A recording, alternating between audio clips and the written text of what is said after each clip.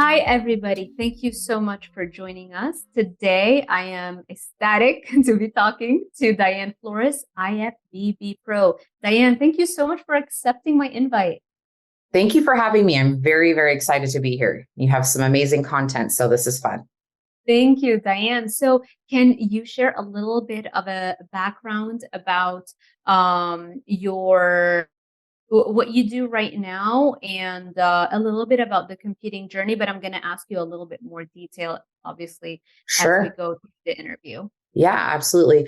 So I have been in the bodybuilding world since 2010.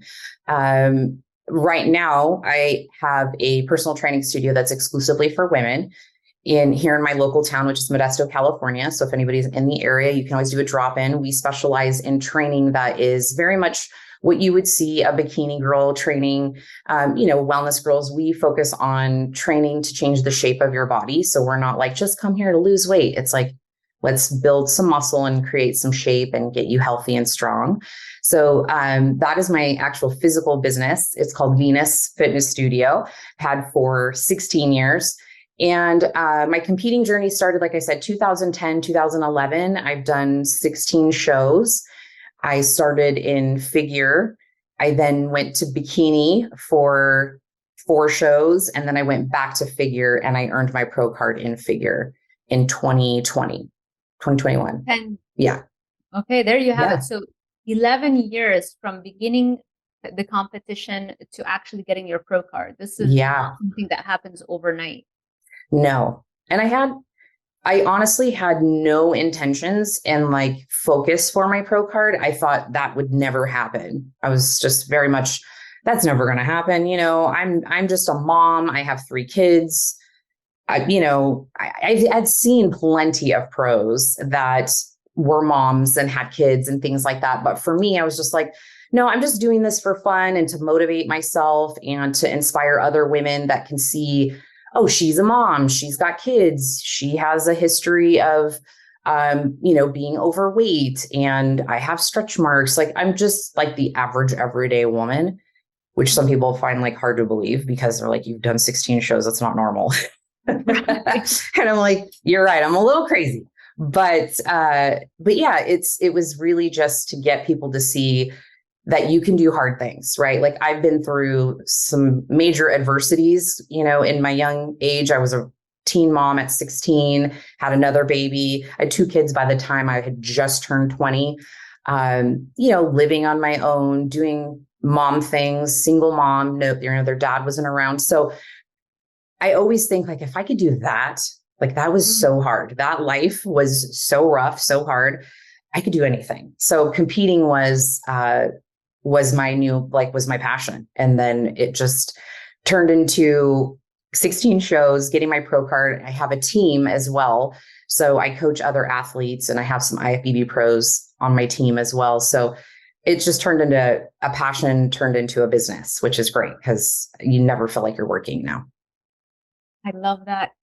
Can you share a little bit about your childhood and how it was growing up and how that eventually factored into getting pregnant at 16? Mm-hmm.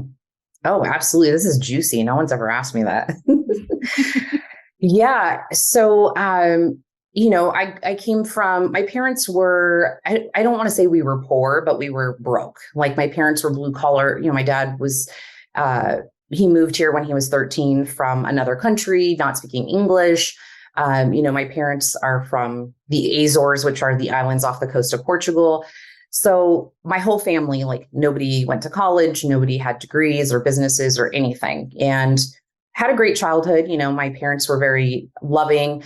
And at some point when I turned 13, my parents divorced and I lived with my father. And my dad's an amazing man. He's got an incredible work ethic. However, because of him constantly working, I was kind of like doing whatever I wanted all the time. I got to, I ditched school a lot and I didn't have many friends in school. I had one friend throughout high school, who was my best friend. And I just became very introverted and quiet and shy. And I was just boy crazy. And so, um, I, I honestly, I think the fact that in high school, I wasn't involved in a lot of high school activities. I tried out for the cheerleading team. I did cheerleading for a little bit, but I was not in sports. My parents couldn't afford the cheerleading uniform. So fundraising was always like a thing we had to do. If I wanted to do cheerleading, my parents couldn't take me to sports because they were both working. So it was always a struggle for me to try to do anything extracurricular. Mm. So I just became really introverted and, eventually met the bad boy and bada bing, bada boom, got pregnant. And, I was 16 when I got pregnant. I had him when I was 17. And that was my junior year of high school when I got pregnant. And then my senior year was homeschooled mainly because I had an infant. And then after that, I ended up getting pregnant again. And I had 2 children by the time I turned 19. And that was tough. It was me being very prideful that I didn't want to like live with my parents forever. So I ended up moving out relatively early with 2 little ones. I got on every form of like government assistance you could possibly imagine. So I had like we call them back in the day, we called them food stamps. I think it's called like EBT now or something. So I was on like food stamps. I was in government housing. So I lived in the projects that the government paid a portion of. And so based off my income, I paid, I don't know, a few $100s a month for. I was in this program called WIC, which is Women, Infants, and Children. And you get like bread and cheese and apple juice until they're 5. And then I was on Medi-Cal, which is like the state insurance at the time. So I exhausted all those options. In the meantime, I was working 40 hours a week at a doctor's office. I worked for a doctor in infectious disease for 7 years.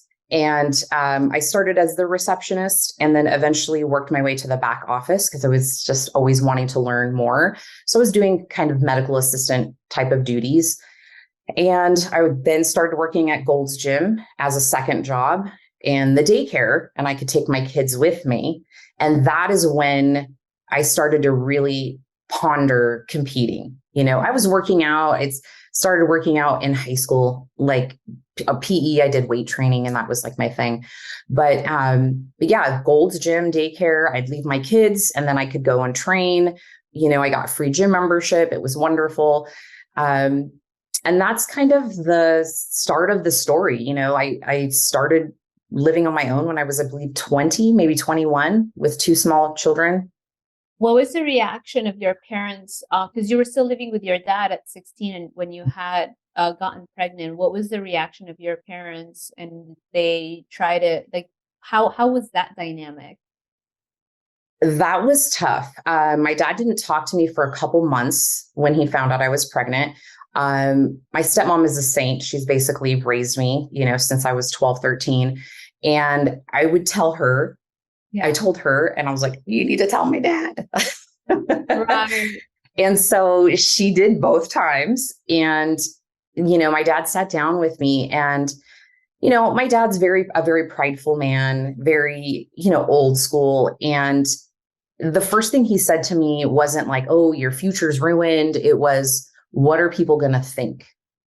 Right? Like, what are people going to think? You're pregnant. Like, what are they going to think of me as a parent? What are they going to think of you? It was very much like concerned with other people's opinions. Mm-hmm. And so that stuck with me. I never forgot that. I'm like, this is my dad's main concern, Wow. And again, my dad, blue collar, at any given time usually had between 3 and 4 jobs.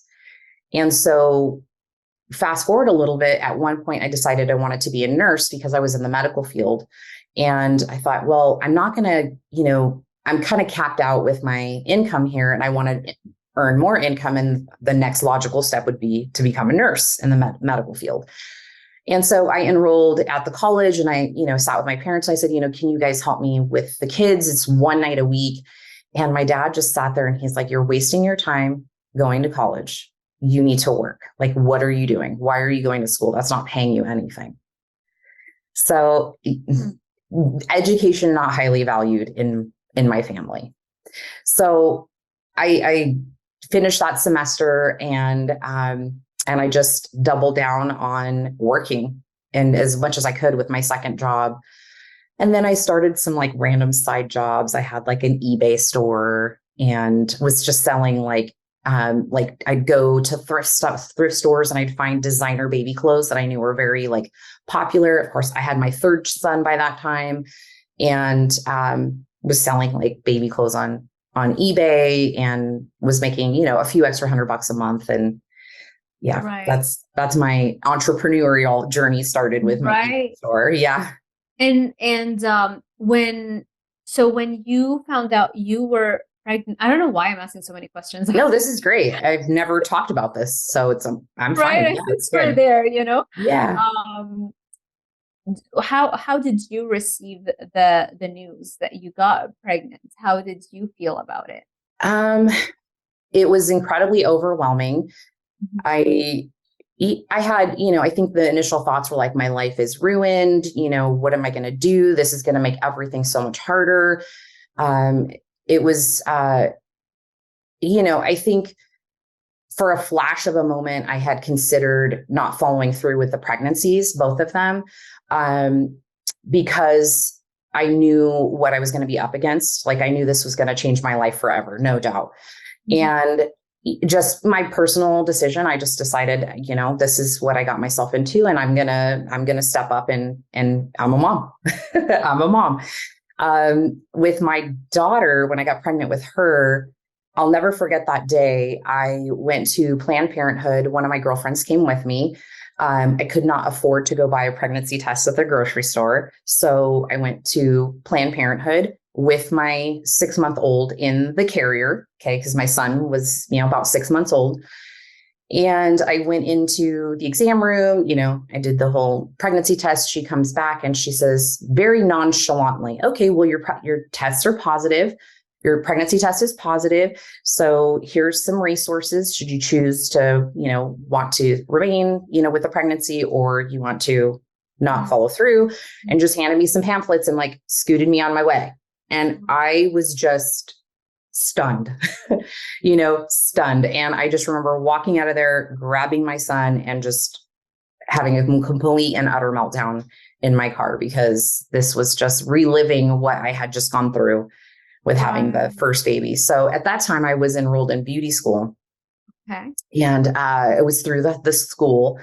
And I was finishing up, I think I had maybe 600 hours of cosmetology school left, which whenever I tell people who have gone through beauty school, they're like, you were so close. I'm like, I could not face those people in that beauty school pregnant again, because they had already seen me go through the first pregnancy and like take time off from beauty school, have my son. And then I had just came back, and Right. I said, I'm going to be a high school beauty school dropout. And that's what I did. So yeah, it was tough, but honestly, I can't imagine my life being any different. Yeah. You know, Yeah. And my now, kids are amazing. My oldest two, well, all three of my children are amazing, but, they're responsible adults. My daughter's worked for me for 10 years now, since she was 16.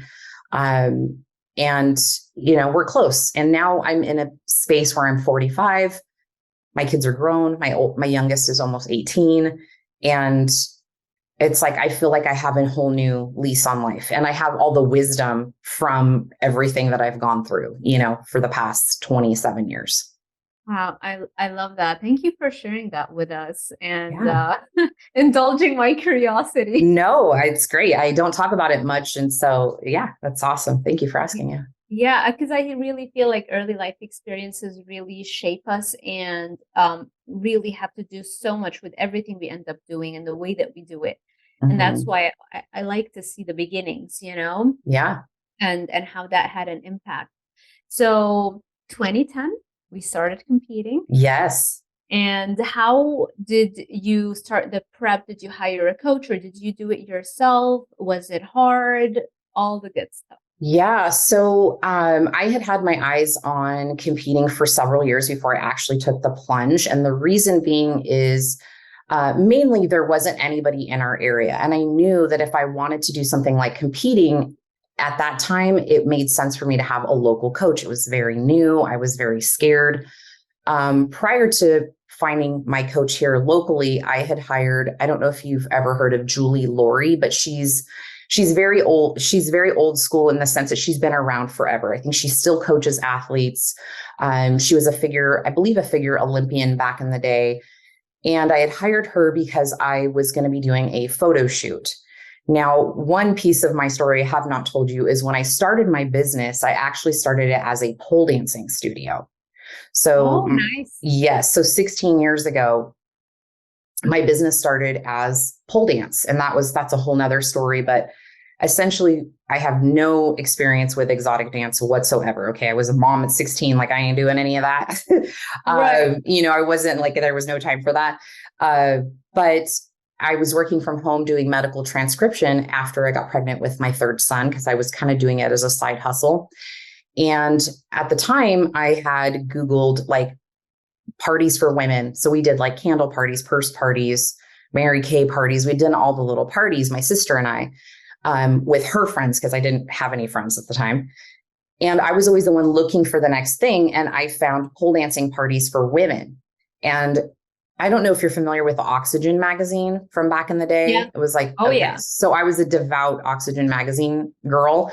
Me And too. they used to have a forum. And Yeah. I was like obsessively in that forum, and I found pole dancing for fitness. And I was like, what the heck? That sounds so much fun. Yeah. Long story short, no one in our area did it. And I found kind of an MLM company that would sell you the pole Right. and their marketing booklet to like market it. And then some spa products that you could like sell at your parties, So yeah. So I called my sister and I said, hey, what if we taught pole dancing? And she's like, pole dancing. She's like, well, you don't even have a pool. I'm like, no. Pole, like stripper pole. And Yeah. she's like, I don't know how to dance like that. And I said, I don't either, but I'm willing to learn. Right. So It's hard. we bought into this MLM. I think it was like, I don't know, $700. Yeah. And instantly I realized they wanted to have control over all the things. So, with just how you do everything and present things marketing wise and all that. And I had other ideas, right? I wanted to rename the business and all that. So eventually we did away with that. And my business literally started from me posting on MySpace back in the day. And we started teaching in my home. And it went from like once a week to twice a week to 3 times a week. And I was like kicking at the time I was pole dancing on, but that's how you got your leads from MySpace. Yes. Yeah. But how did you learn the pole? Because I know how tough that can be. Oh, it's so tough. So we bought this package from this MLM company. It was called A Pole Lot of Fun. Okay. They were cheesy. They were based out of Canada, and they sent us these videos. So it was like step by step taught you how to pole dance and teach a pole dance party. And so it's very basic. It's super simple stuff that just anybody can really do. It's not complicated whatsoever, but that was the start of me really being into what pole dancing was. And so then I bought every DVD. I watched every YouTube video. I went and took workshops and seminars and certifications and all the things in pole dancing, sensual dance, lap dance, striptease, all of that. Life-changing experience. Like it created a completely different path for me as a woman, and just like being in my body and appreciating my sensuality and like all these things. But that's how we started. Right. And again, it went from my home to I rented a little space in a studio in a salon in town that was like 500 square feet. We outgrew that space. Then we moved to another studio. It was 1,500 square feet. And now the studio that I'm at now. But the pole dancing we did for about 10 years. And then it's fun. It's amazing. I did so much with that business, and we touched so many women's lives and changed their perspective on their bodies. It just was not a lucrative business model for longevity wise. People would come in. It was very, like if you were getting married and you wanted to do your bachelorette party, or you wanted to like learn a sexy dance for your, your partner or whatever.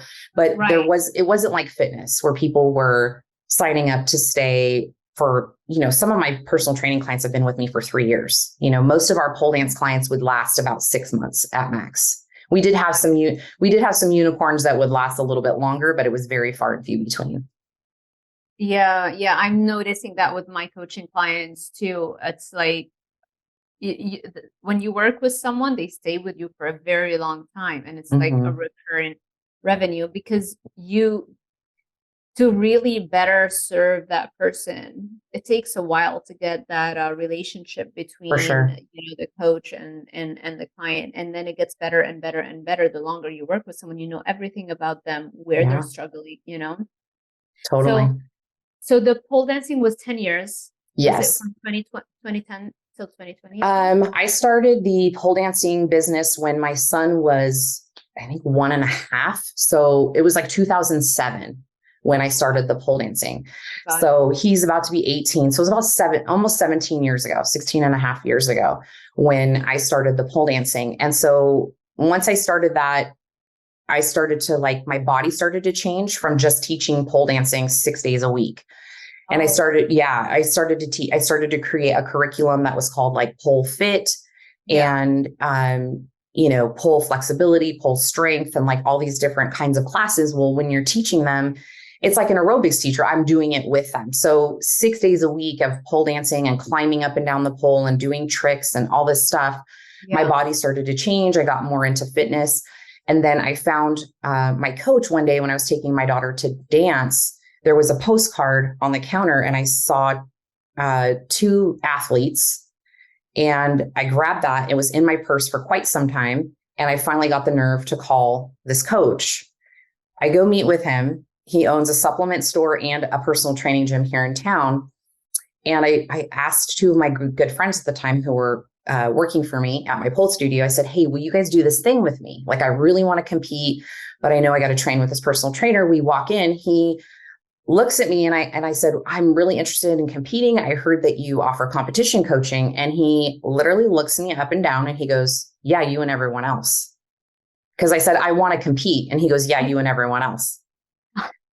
Yes. And this started my relationship with my first coach that ended to be 2 years. And he was like a brother to me, by the time I finished my journey with him. But I started training with him 3 days a week.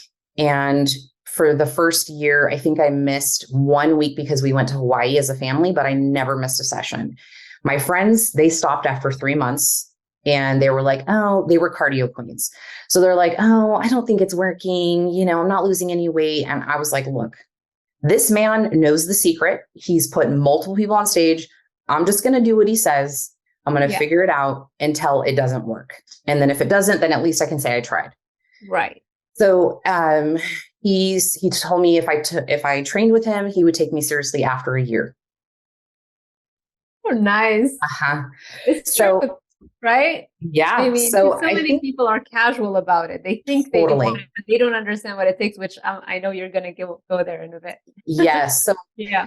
and I had respect for that, and I totally get it now, in hindsight. But so then he says to me, "If you can follow this diet during the holidays and lose," I think he said 10 pounds, then we'll talk about putting you in prep.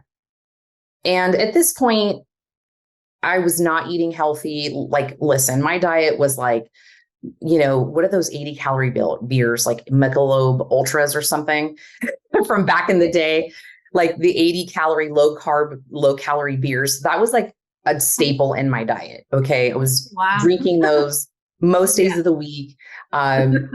Sandwiches were my normal go-to, and breakfast was usually, I don't know, like a bagel or something. I was just kind of eating haphazardly. And Hmm. so he hands me the diet, and I look at it, and immediately I see no sandwiches and there's no beer. And so I look at him and I said, "There's no beer on here." And he's like, "Yeah, D, let's talk when you've lost 10 pounds. And I said, "Okay." So I took that diet and I did it to probably like 85 to 90%. And I ended up losing 7 pounds. And he's like, okay, like, let's do this. And he put me in a prep, and I followed his plan religiously. Did not cheat a single solitary time that first prep. And I ended up being early by like, I think it was like 4 to 6 weeks. I was ready. Whoa. Yeah. Which is a terrible place to be in when you're hungry. Right. Yeah. Wow. So he just, he kept giving me refeeds and things like that. But long story short, great. I was just grateful to compete. Yeah. And, that day I was just like a deer in headlights. I really didn't know much about Mhm. what was going on. He didn't really explain it to us. We did posing and stuff, but I had no idea what was going on. And I ended up taking 5th place in that Right. show, which was huge for me because I think that show probably, I think there was like 16 or 17 girls. So I was like I was hooked after that. You said 5th place in your Mhm. first show. That's pretty phenomenal. Yeah, they didn't do like true novice and novice back then, so it was just all Yeah. open. I feel like maybe they had masters, but I wasn't old enough to do masters yet. Right. So yeah, it was just open. And when we had came out for prejudging, I had got second call outs, and it looked like I had like 13th place, I think my coach had said. But then when we went back for the night show, I don't know, apparently they must have rejudged or something, and I ended up with 5th place. And I was like so over the moon about that. I'll take it. Of Yeah, I was so course. stoked. Yeah. And that was the figure Yeah, that division. was figure. Okay. And did you have cravings in that first prep? You know what they say, first Yes. prep, worst prep? I stole that from Adam Bonilla because Oh, really? Yeah. No, that's a good he one. keeps saying That's that. actually a really Yeah. good one. Yeah, my cravings were, you have to think like I came from a highly processed food diet Right. to a whole foods diet. Now, keep in mind, I had my gallbladder removed right before I had my daughter because my gallbladder, I was living on McDonald's. I was eating a very high fat food diet. I had, Yeah. got pregnant. I was over 200 pounds at one point. And so my gallbladder was on the brink of explosion, and I had to have an emergency surgery. I was in the hospital for almost 10 days, and there was infection. They had to like get the infection down. So the reason why that's important is because before I started competing, I still had a lot of like GI symptoms from not eating properly, right? Like Mhm. I was still eating really high fat foods. And so it was always a situation for my GI. When I switched to competition prep, I felt so much better. I had so much more energy. I did not have the GI problems that I was dealing with. So it was like a breath of fresh air for me to see how impactful my nutrition was. Right. So when I started to see that, I then realized like, oh my God, I didn't realize that I've been living feeling like shit until I started to feel good. You know, Great. I was just like, oh, this is just how it's going to be. Yeah. And so then I became incredibly passionate about teaching other people that like nutrition was so important for not only how you look, but how you feel. So I went through the Institute of Integrative Nutrition. I just wanted to get some more knowledge about nutrition. So I got my certification through them and, their nutrition coaching program. And then that's when I started really coaching women for competing, lifestyle, and all that fun stuff was way back then. But yeah, the cravings, they always get you. Yeah. Yeah. Especially that first time, but I guess you have motivation, a lot of excitement, and dopamine coming from the excitement of doing something new and, Yes. finally your coach agrees to prep you and you don't Mhm. want to let him down. And also, how that's going to impact your life. So, Yes. that can kind of get you through those cravings that you may have otherwise felt more intensely, in the other Yes. prep, Yeah. right? Yeah. And there's sometimes like, I've done 16 shows. I can't tell you how many times I have had moments where I have caved and Yeah. I have cheated on my diet and I have lost my shit in like a whole sleeve of rice cakes. Just it Yeah. happens. And I've I've had five coaches through my 16 shows. And some of the coaches have just been lifestyle stuff when I wasn't going to compete at all. And four of them were men, which I'm not saying this is a man thing, but just they had zero empathy or sympathy or understanding for me, like having gone off my diet. Right. Whereas for myself as a coach, because I've been there and I understand that, I'm not here to scold people. You're an adult. You know this is going to set you back. I don't need to make you feel any worse about it than you already do, because trust me, I've done this. I've beat myself up over it. And so it's like, okay, let's reverse engineer what brought you to that craving. Was it a stress point? What's going on in your life? Do we need to add a supplement to help with stress? Do you need more sleep? Are you dealing with an emotional situation at home? So it's not just like, here's your meal plan and here's your training and smack you on the ass and here you go. I like need to know all the things that are happening with you, because it Right. affects your prep Right. and Yeah, your ability to hear.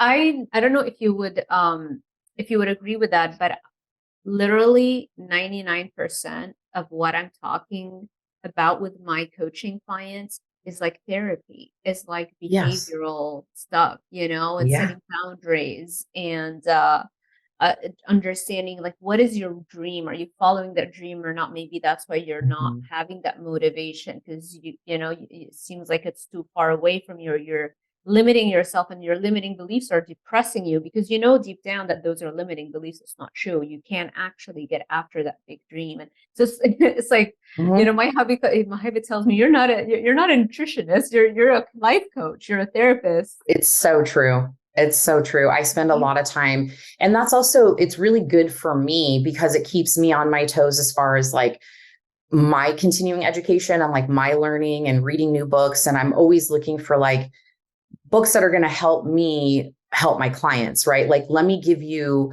the lessons from this book, because if I tell you to read it, you're probably not going to do it, you know? Yeah. And I do give them tools, and I have a lot of resources for them if they're struggling with certain things. I have people that deal with, eating disorders. That's not my specialty. I've struggled with some disordered eating Mm, through my competition prep journey, no doubt. mm, But it is not my specialty. So when I start seeing clients headed that direction, mhm. I want to tackle it early, because it can really do a number on your mental health for sure. Can you share a little bit more about your struggles with disordered eating? Yeah, I think so. I hate to say that it's because of bodybuilding.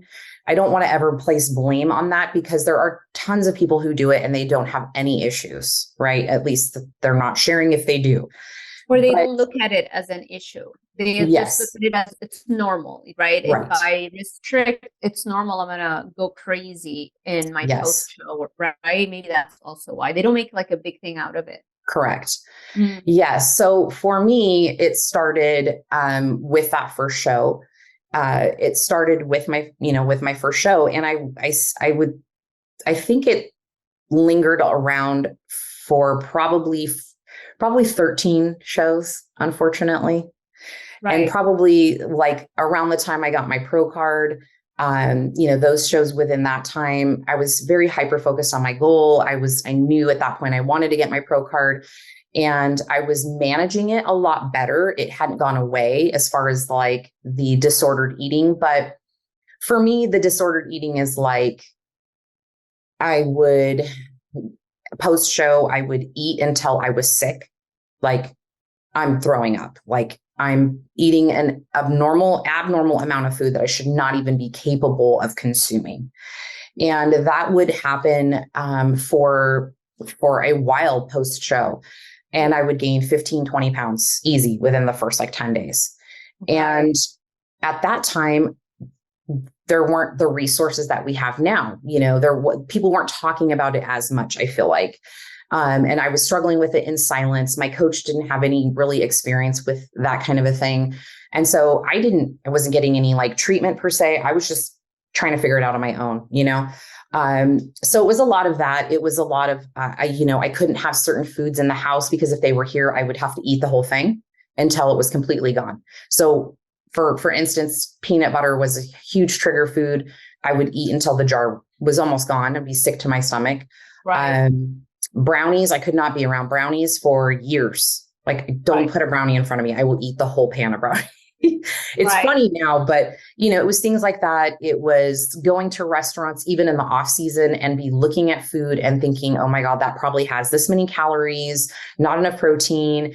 And trying to do this like macro Jenga in my head, if I couldn't like weigh it myself and, be in control. So I was a hermit for a lot of my prep years because it Right. was just, I couldn't be anywhere where people were eating things that I couldn't have.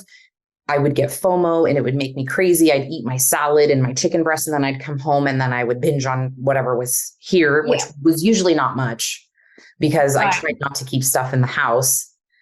Right. But yeah, I think as I started to get a handle on my hormones and, adding in the right supplements and things like that, it became a lot better and manageable, but it always lingers. And I think that's another one of the reasons why I choose not to compete anymore, Mm. because after my last show was my hardest show ever. I had COVID. I was in the hospital, was in the middle of my prep. I was there for 4 or 5 days with pneumonia. Whoa. Yeah. And I thought it would be a brilliant idea to go ahead and continue with my competition prep 9 weeks out. Yeah. Oh no. So, and this was my pro debut, mind you. This wasn't like, oh, this is just, it's an NPC amateur show, no big deal. Like, I mean, they're always a big deal, but it was my pro debut. And I contacted a new coach and I said, hey, would you be willing to take me on as your project? Because he was here kind of locally. And he said, yeah, I mean, if you're up for working hard, let's do it. So I did. I think I ended up losing like 20 pounds in 9 weeks. I, made it happen. It was not my best condition on stage. I will say that. But I mean, there were weeks where I was like on 900 calories, doing almost 2 hours of cardio and training, running a Yeah. business, running a podcast, like being a mom, trying to have a life, Right. So it was pretty miserable. But it took me until probably, I feel like last year, and it's been about 2 years, that I finally feel like I'm in a spot where food does not hold any kind of like power over me. Mm. In fact, one of my girlfriends and I were in Vegas for 11 days. And I mean, it's Vegas. I usually don't partake in alcohol during the week here at home, but you're in Vegas. That's what you're doing. So, it was espresso martinis every day and, chicken strips and fries in between some healthy foods. And I got home and I'm like, I'm just curious, like how much weight I gained, right? 2 pounds. That's it. 2 pounds, right? 11 days in Vegas, lots of cookies, lots of stuff. And the girlfriend that went with me, she's a therapist. And I said, I think the reason why this trip did not stick to me, like the calories, because we trained, but like it wasn't, we weren't like hardcore, we got some steps, was whatever. I said, Right. I think the reason why it didn't stick for me this time is because I went with the mindset of like, if I want something, I'm going to enjoy it. I'm not going to feel guilty about it. I'm Right. going to enjoy the experience with you and like people watching and all the things. And I'm not going to obsess over, oh my gosh, this is going to take this many hours to work this off. Or now now I got to eat lettuce later because I had 1,000 calories for lunch. None of that happened. And so I came home and I was like, I just feel good about being relaxed with my eating now. I still eat for performance. I'm still a bodybuilder at heart and I train and do all the things, but now I don't have the looming stress of food anxiety anymore, which is very nice. I love that. I I am curious though, after that last prep, did you reverse out of it? Did your coach talk about that part of it? Yes. And how was that like? So I always tell my clients, and I talk about this often on the podcast, about how reverse dieting is actually harder than the diet, because especially if you don't have a show on the calendar that's like kind of hanging out there, like, okay, don't forget I'm here. You can't be a total asshole, Right. I don't know if we can cuss on your show. I'm so Yes, sorry. we can. Okay. Oh, please Okay. do. So I didn't have that, and I think that's another reason why I liked doing show after show, is because I knew if I had a show hanging out in the background, I wasn't going to get too squirrely and I would kind of keep things relative. So it wasn't such a painful prep. But after this last show, I was like, I'm pretty sure I'm hanging up my heels here. He was amazing and worked with me on the reverse diet. It was me that was the problem, right? It Yeah. was, yes, I have the marching orders. In theory, this is an excellent plan to follow, but my Yes. hunger is telling me otherwise. Like I'm starving. My leptin and my ghrelin levels were, well, my leptin levels were below normal for lean people. So You measured them? yes, I Oh, do nice. diligent blood work every 6 months. Oh, At nice. least. If I'm in a prep, sometimes I do it every 3 months. I want to make sure my hormones are fine and I'm not messing with anything that's going to cause long-term damage, hopefully. But yeah, my leptin was, I think for lean individuals, for women, it's 4.0 is like the bottom baseline to like 7 or something. And Mhm. mine was barely registering at 0.1. Whew. Yeah. Wow. So I took some time to just try to refeed my body and get my body fat back up Yeah. to a set point. And honestly, it still is not recovered. My leptin, I think I had it tested 3 or 4 months ago, and it's barely at like a 2 point something. Oh, Yeah. wow. Yeah. It takes a while, right? I wonder, was there cardio involved, and did you do cardio in the refeed period, in the reverse dieting period? Mm-hmm. Yes. So I continued to follow through with cardio. We did a sort of like a taper down of my Mhm. cardio. So I didn't cold turkey stop right after my show. Mhm. And this is sort of what I do with my athletes too, is I don't want them to just have like a very quick influx of body fat that's just accumulating right like post show by stopping everything and just eating whatever they want. Right. So we kind of do a reverse in that sense. So yes, my cardio, I was doing almost 2 hours a day. And I think coming out of that show, he cut me down to, I want to say it was like 40 minutes a day Right. that first week. So it was a lot less. And that felt like so easy, after Yeah, I'd when been you're doing so much. fueled. And Mhm. do you do it with what kind of mindset do you have around cardio, or what kind of mindset does your coach have around cardio? Is it the Greg Doucette harder than last time, or is it like just walk with incline, kind of like how Jennifer Dory does and most of the Mhm. bikini athletes really do? Yeah. So for me, with cardio and all of my coaches that I've had in the past, it has all been incredibly similar. And that's usually going to be not necessarily LISS, which is like low intensity, steady state. It's more of like, it's kind of like MISS, moderate intensity, Mm. um, interval training, or MIT, I should say. So it would be, yes, no running. It was Right. the elliptical. It was not even a thing. Like I couldn't even look at an elliptical because my coaches all were like, that's not going to burn you enough calories. So it was usually, the high incline treadmill, or it was the stair mill. So I like to use the stair mill for myself and my athletes in prep, and try to save it just for prep, because it's an intense stimulus. It's more than just like the treadmill, you're lifting your body weight over and over, on the stair mill. So yeah, the treadmill is generally the go-to. High incline, speed as much as you can handle without holding the handrails, kind of a thing.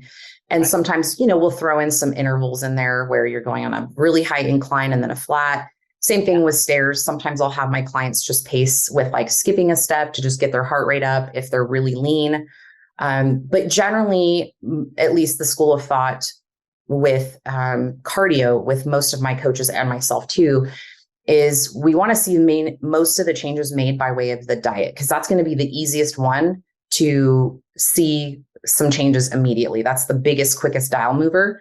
And the cardio is like an adjunct to that and like helps, but it's not necessarily, you shouldn't use that as a crutch. So when I see women, they have like a binge moment and then they want to go do 2 hours of cardio, I'm like, you maybe burned 600, 800 calories and you ate like 2000. That's not, Easy. yeah. Yeah. So yeah, I don't know if that answers your question, but basically it's pretty low impact. So that way we avoid injury, especially when Yeah. calories are low. And, Mhm. let's say you're 6 weeks out, I don't want people trying to run on a track or do, stairs on a track, and you're just running on low fumes, and it's really hard to think logically sometimes. And would you say that the Stairmaster or the Stair Mill, the reason why it's so popular is, have you found that it actually does indeed grow the glutes? And we like it's a good thing that everybody's doing the Stairmaster, especially in prep. I don't necessarily know or believe that it actually grows your glutes. Mm. I do believe that there is something to be said about the way that it leans out your legs or your lower half. So I do strongly believe that. I know that as soon as I add the stair mill in, after a couple weeks, I can start to see my leg lines start to show up and everything seems to tighten up. And I think that's also losing some body fat too in the process. But I think because you are using your body weight as a form of resistance as you're going up against gravity, that there is a component of resistance to that is keeping your body tight, I guess. Mm. I don't know that that's, necessarily true, but in my head, when I'm on that stair mill, like I'm pressing through my heel with every step. I'm like flexing my glute with every step. So it's different than just mindlessly walking on the treadmill, I feel. But you can also stair mill very wrong. Like I've seen people stair mill and they're draping their whole body over it, and I'm like, Right. what are you doing? Right. Shouldn't be holding on to anything. Although it's hard not to hold on to stuff when you go up at the really highest levels. It's really Yes, definitely. I'm like, brutal. stay safe, hang on to the handrails. But when you're draping Right. your whole body over it, I'm like, you're not doing yourself any favors there. Half your body weight is resting on the machine. So the whole goal is to be upright and, lightly hold on, but make your legs actually do the work. When people drape over, Yeah. and they're putting half of their body weight on the machine, it's like their feet are just quickly moving and there's not a whole lot of engagement, I feel like, going Yeah. on. That's like half of your body that's working. You've just paralyzed the Exactly. other half of your body. Mm-hmm. Okay. Let us talk a little bit about the dark side of competing. I think we talked about it in a way with your experience. Yeah. What can you add to that, especially with your clients and what you tell them when they come to you and they want to compete? So one thing that's not commonly spoken about, and a lot of coaches kind of shy away from the topic, is the use of PEDs, so physique enhancing drugs. When I do, so in order to work with us on the competition team, I do what's called a physique assessment. So a client has to submit current progress photos and they fill out a pretty lengthy intake form through our software. And then I send them a talking head video that goes through all of their lifestyle things, what they said their goals were, and what I believe would take to get them there based off of what they're currently doing, and kind of give them an idea of a timeline. Yeah. So I go pretty deep with our physique assessments, and some of the videos are like 15 minutes long. But in that, I start very early on having that conversation where I tell them, I also need to speak about physique enhancing drugs, not because I'm telling you need to do them, but I'm telling you because this is something that is very common in the bodybuilding world. Yeah. And if you have questions, like I will answer them for you. Should this be something you're interested in, I can defer you to the proper people that are going to make sure that you do it healthy and you get blood work. And there are some clinics that offer that as a specialty for athletes. But I talk about that because I think sometimes the public looks at bodybuilding and, maybe like the bikini girls and like, oh, I really want to look like that. And, all these things. And while some of them in the pro rankings do it naturally, it's very rare. Okay. It's very rare. So I just like to put that out there. I'm not accusing anybody or saying that everybody does it, but it is a large percentage of the bodybuilding population, starting with bikini. So, I'm very transparent about my history with using PEDs. I talk about it often on my podcast. But that is the dark side, right? I'm sure you've seen or heard people on YouTube or Instagram, and you can clearly tell that they have thickening of their vocal cords when they speak. So those types of things are brought to the table immediately. Like I tell people immediately that this is out there. And should you not do it, just know, like, your prep is going to be harder. I'm not saying that enhanced athletes, it's easier, but they are able to retain muscle easier because they have steroidal compounds in their system. So they're able to train kind of at the same level throughout their prep because they have enhanced, hormones Mhm. in their system versus a natural girl who is maybe on 1,000 calories and is, taking creatine or whatever. There's only so much that body is going to be able to push. And if you have an enhanced athlete, the steroids, definitely take it to a whole nother level. So that is a big, big thing that I talk about often.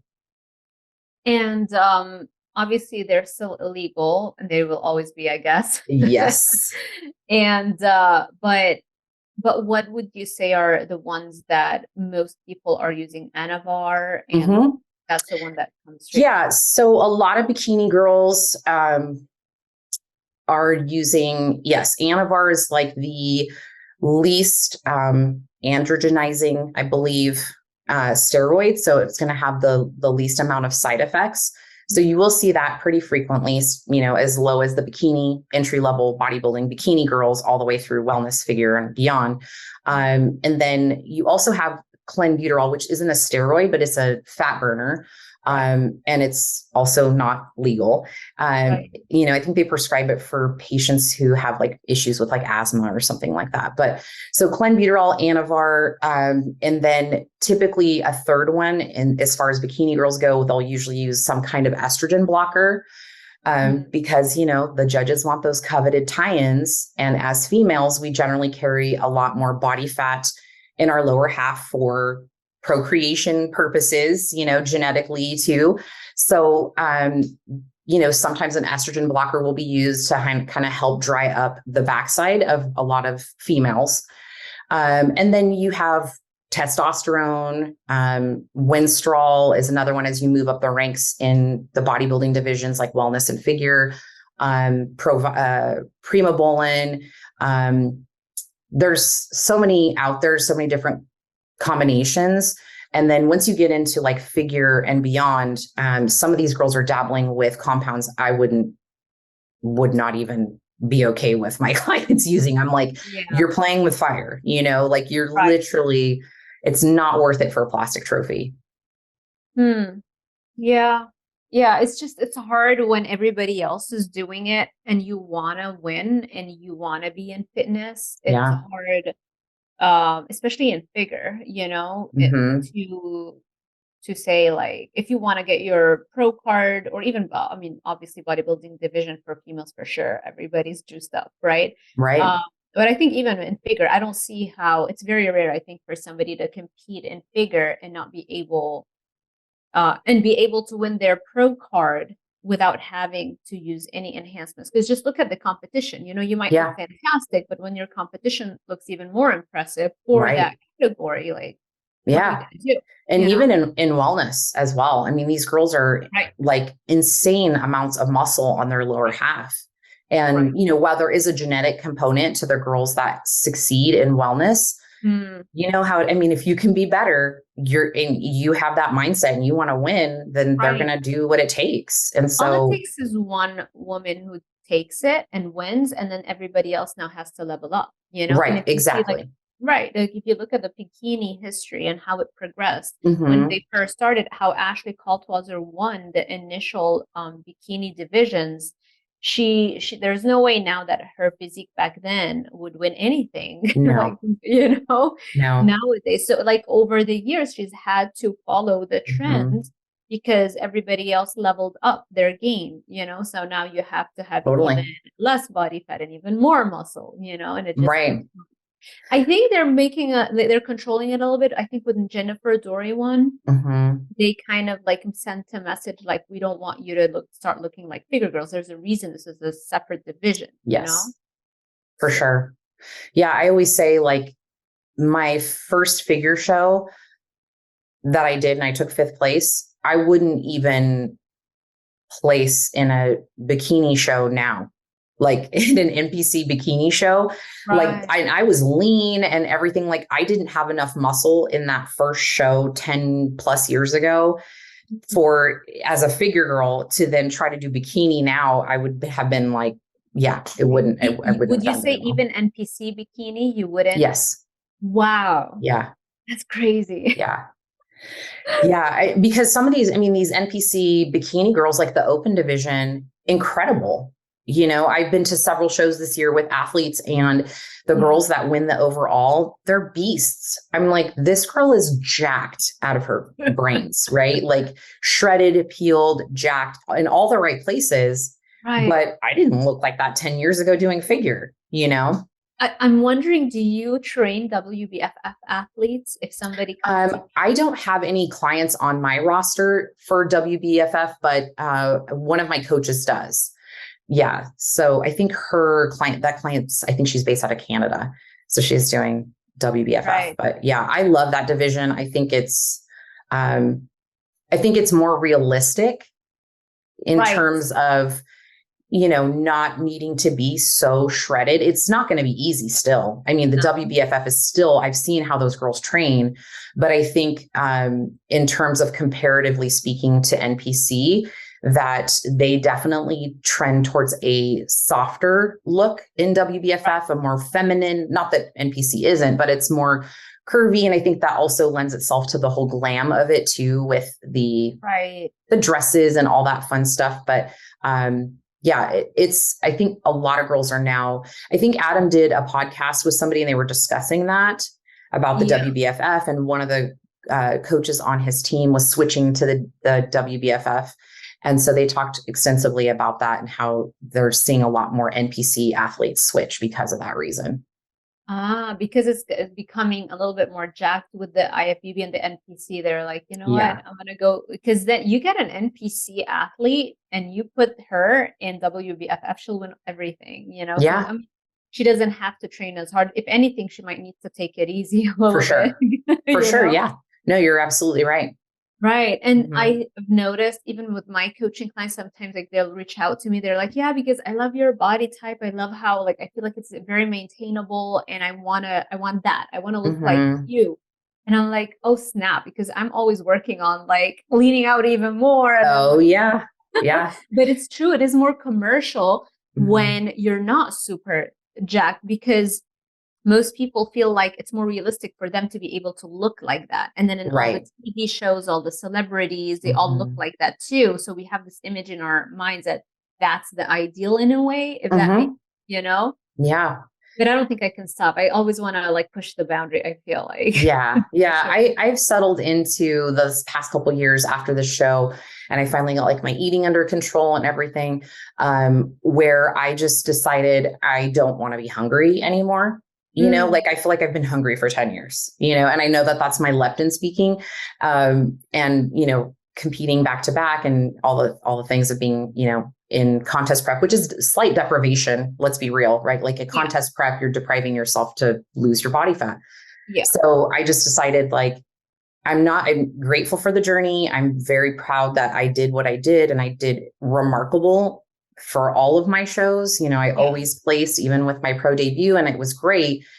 And there's still a small part of me that like, oh God, I wish I could do that again, because I go watch my clients and it looks like so much fun. I just remember loving the stage piece of it, but it's all the other stuff that I'm just like, I don't know that I'm interested in doing that anymore. I'm wondering if you knew I was going to bring that up at some point. I'm wondering if you ever consider doing something like a keto or even carnivore in terms of competing, because that is like a double whammy. You get all the protein and it suppresses your appetite, right? For a longer period of time. And then I think the bigger part of it is that it excludes addictive foods, because when you're having carbs can be addictive. Like even like rice and pasta. Like there's studies that show it lights up the dopamine centers in the brain. So if you're not doing that, your brain calms down a little bit or a lot. Yeah. Yeah. My last coach, he used a much more of I don't want to say keto, but it was definitely mainly meats, and or proteins, and it was mainly fats and oils. And I had very minimal carbohydrates, because I was trying to get, super lean. I have found personally, and I don't know if there's a workaround, which you're probably the person to ask, but I don't know. My body just cannot handle that much fat because I don't have a gallbladder anymore. So it causes me a lot of GI issues. And I haven't necessarily honed it down to a specific thing. So it's like, oh, it's avocado or whatever. But it would be interesting to experiment with. And I'm not opposed to it at all because I have heard the amazing things about it.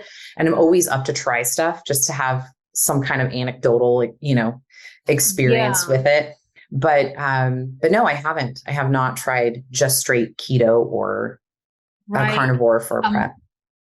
Definitely, the gallbladder issue is pretty relatively common. Um, and I've known a lot of carnivores that can do it, but you would have to slowly adapt your body Yeah. to more and more fat, and then spread out your meals into multiple Hmm. meals as opposed to doing OMAD or one meal a day and you're just Mm. having like two huge ribeyes, Right. then yeah, your body needs a little bit of time to adapt, but it totally does adapt Hmm. to that.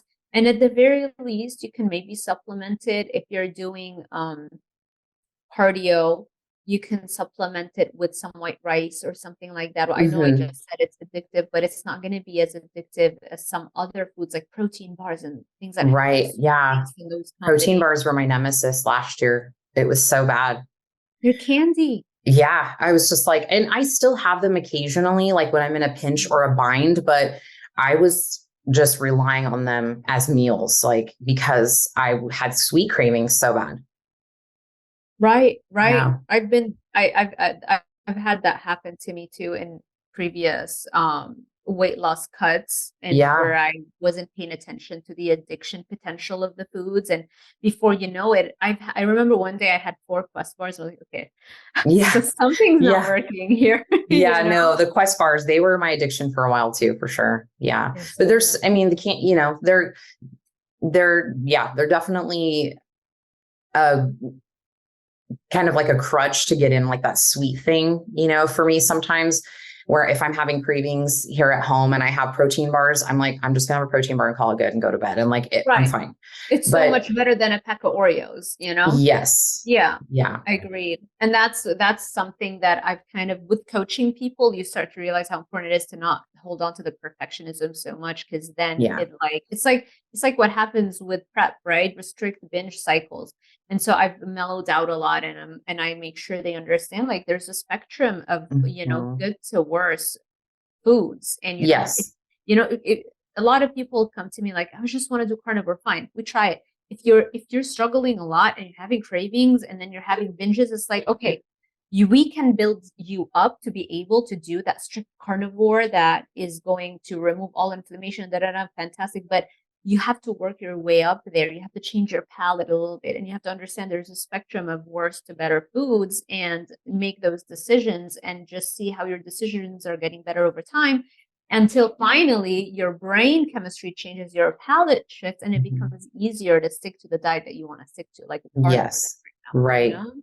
Which is brilliant if you think about it. And I think if clients are willing to be in it for the long haul with a coach, specific to bodybuilding, and you're able to do that, which I try to do with most of my clients is I don't like to take clients on that I don't have a history of working with them for a little bit and then just like put them into a prep, right? Like I like to get some time to get to know their body, like what foods they deal well with, what kind of foods they tend to gravitate towards. And then I will build like their prep meal plans based off of that as much as I can. But I think it's great to be able to work with a coach so you can like tiptoe your way into it and let your body and your taste buds and everything adjust. Like with my first show, there was no adjustment. It was like drinking beer, eating grilled cheese sandwiches and fish sticks to rice, chicken, broccoli, Right. and zero alcohol for, I don't know, 30 weeks or something. So Zero it was, dessert. yeah, Yeah. it was definitely a shocker, but it makes perfect sense to just be able to kind of wean yourself into it, I guess, or ramp yourself Yes. up. It Yeah. always works. Definitely. It's worked for me in the past, and I know now it works with my clients too. And I can see how relaxed they get once I allow that flexibility. It's like, oh, like they felt like they had to be so perfect initially. Mhm. And clearly you tried it, it didn't work. So let's relax a little bit, set a goal that's a little bit lower, but to get that momentum, then Yeah, that you can have help you to. eventually, right? Yeah. Yeah, it's the small wins that keep people going. They get Yeah. motivated and like, okay, I did it. I did it. It's been a week. That's why I don't know how often you check in with your clients or, sort of your strategy, but that's why I think it's great when you start working with a coach that you check in with, every week if you have some big goal, because as a coach for me, I'm looking at all the data and I'm like, clients, obviously we're usually the hardest on ourselves, but when I see their stuff, I'm like, okay, you worked out 4 times this week. Last few weeks, you've only done 2. That's a great success, right? Like you kind Right. of give them these things to think about that they would just think, well, I didn't hit 5, so I'm failing. And I'm like, that's not how it works, Yeah. Love it. Yep. Yep. Okay. Um, I guess we covered the main things that I wanted to cover. Maybe two quick questions still with regards to reverse dieting. Do you generally reverse all of the clients after a cut, and also do you give them cheat meals? And I know that might be a little bit of a general No, this is question. great. Okay, Yeah. cool. So with all my clients, yes, I call it a recovery diet instead of a reverse diet.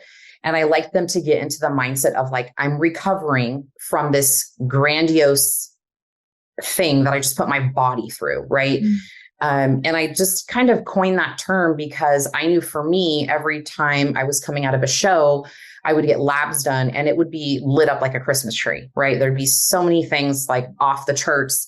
And I just kept thinking like, gosh, I need to like recover from this, like this was like really a lot of trauma to my body for Mm. extended periods of time. And so I just started calling it the recovery period. And also too, so clients get in the mindset of like, I need to be kind to myself. I need to be kind to my body. Like I undertook this major thing. And so yes, I try to get my clients to at least do 8 weeks with me post show and try to just do their best to follow the plan for 8 weeks. It's going to be bumpy. It's not going to be perfect, especially if there's not another show, but at least I can kind of help you. I always say like, imagine when you're a little kid and you go bowling and they put up the bumpers, right? And you throw the ball and the ball's kind of going all over the place, but it's staying in the lane and it still gets there. That's what like the recovery or the reverse process feels like. Like you're just bumping around, you have these guidelines you're supposed to follow, but you're still not making it, but somehow you just get through. And that's what I try to really get them to understand and focus on different goals and have them focusing on performance in the gym, progressive overload, getting their hormones back on track, repairing relationships, because when you go into a prep for 30 weeks, most of my clients, you shut a lot of people out. You're not doing as many social things. You're not going out on date nights with your partner. You're maybe not going to the movies with your kids because, the food situation is always present. It's a lot more challenging to be present when you're fixated on what you can't have. So it's a lot of coaching Yeah. post show for that. 30 weeks, that's a long prep, right? Yeah. Like that's how many months is that? I That's don't like to do math in 6, public. 7-ish months. And the reason why I usually do that mainly for new clients that I've never prepped before. And the reason why is I tell them in to answer your second question is because over the course of 30 weeks, this gives us a long runway. If life gets lifey and you get sick, a kid gets sick, you miss a gym, God forbid somebody dies, you get a new job, like life still happens while you're prepping. And if we're trying to do that in 12 weeks or 16 weeks and something happens, then we're thrown off, we're behind. So that's one of the reasons. And then the second reason, well, I have several. The second reason is I like to have my clients ready ahead of time. So we're not like trying to crunch to the last minute and like doing 2 hours of cardio up until like, peak week. And then the third reason is because I strategize different checkpoints where they are going to have structured refeeds. So I'm not a big fan of like cheat meals. And I think that's because my first coach would tell me, okay, we're ahead of schedule. On Saturday, I want you to have a 6-hour window of whatever you want to eat. Literally. So the first time I ever got a cheat meal with that coach, I went to Walmart and I bought every single snack food. I bought a toaster. I bought a waffle maker, like, because I wanted everything, And so I don't want to create that environment for my clients, and it does a lot more damage than good. And then your cravings are off the charts for a few days. So what I will generally do is structured refeeds, which is generally just more than what you're already eating, but the same foods.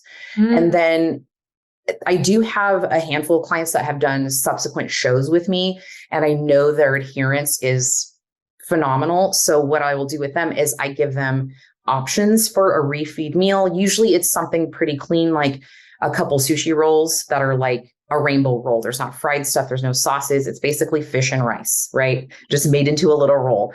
So I'll say like, okay, you can go out, you can have one or two sushi rolls depending on where they're at. Or I will say like, you can have a steak and a baked potato and some veggies. So like go have a steak dinner, right? Harmless, all single ingredient item foods. And then I just tell them to kind of manage their sauces and everything appropriately and no alcohol and stuff like that. But generally only hand that out to clients that I know will adhere and they've been doing really, really well and we're on track. yeah. And definitely on the blender side of things, we're not doing deep fried Yeah. Oreos for your cheat. And then the next day you're Right. expected to go back to like the chicken. Yeah. I'm not like, go have a pizza, No. don't do that. Yeah. So yeah, it's super structured and but they like that. They like the fact that it's just like I'm telling them like, okay, go do this and like it doesn't disrupt the plan. Yeah. And it kind of like gives them a motivation to keep going. They feel more energized. Their workouts for the next few days are really great because they had this like, abundance of calories for a little bit that's lasting. So their training sessions are usually really great. So you're not focused on like raising carbs too much. It's just like more calories in that meal. That's it.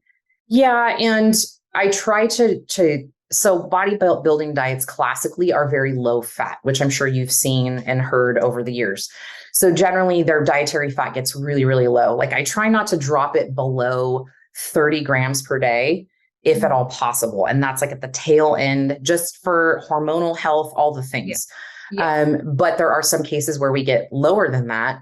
And then when the refeed comes, I tend to generally keep it mainly like an influx of just as a simple carb like white rice or potato, and then, the fish Right. or, meat for protein. But yeah, it's generally raising up their carbs a little bit. You're right. And just to stress again, like you're not going off like an extra 1,000 calories from potatoes, like tons of potatoes. No. Yeah. It's like literally just a small increase, a tiny Yes. little uptick than the usual. Yeah. Exactly. Exactly. Yeah. Okay. Fantastic. Well, Yeah. Diane, thank you so much. Where do you see yourself moving forward in the next 5 to 10 years? And then Mm. where can people find you to work with you? Yeah. No, this was great. Thank you so much for having me. I think in the next probably 5 to 10 years, I am looking towards actually next year moving my offerings into more of a group coaching setting, not necessarily for contest prep, but like what we call in our studio is called the Goddess Body Project. So I call it like the prep before the prep. It's like our 12-week signature program that you go through with a coach, very similar to one-on-one contest prep coaching. It's identical really, but it's pushing you outside your comfort zone, kind of like the very first program I ever did when I hired Julie Lori 10, whatever, 16, whatever, many years ago it was, where I was like, I had this photo shoot and I knew that unless I had a coach, I wasn't going to push myself outside of my normal comfort zone. So we offer that right now, but we offer it on a one-on-one basis with a coach. So we're limited to how many people we can take. And the podcast has brought in a lot of interest for people that want to work with us, but it's either budget or we don't have space. So 2024, I'm going to be launching a group coaching offering in that Goddess Body Project program. So it'll take them through and it won't be as personalized one-on-one, but it'll be all of our methods for getting somebody into a 12-week transformation program. So I anticipate that's probably going to go pretty well because a lot of people have already shown interest. And I think that that's probably the direction I'm going to be moving more so is working with group clients like that. Yeah, I started doing that and it's definitely working because I have clients that they just cannot afford or they Mm-hmm. prefer just general group coaching, and so if I only offered one-on-one, they like now that I opened up the group coaching a few months ago, definitely I have a whole other set of people that have I love joined. that. that are Yeah. interested in that type, yeah, as opposed to Mhm. personalized, you know? I would I love to hear more about that for sure. Yeah, I definitely recommend it for sure, especially Mhm. as it grows then, it Yeah. becomes more impactful. Yeah. So, perfect.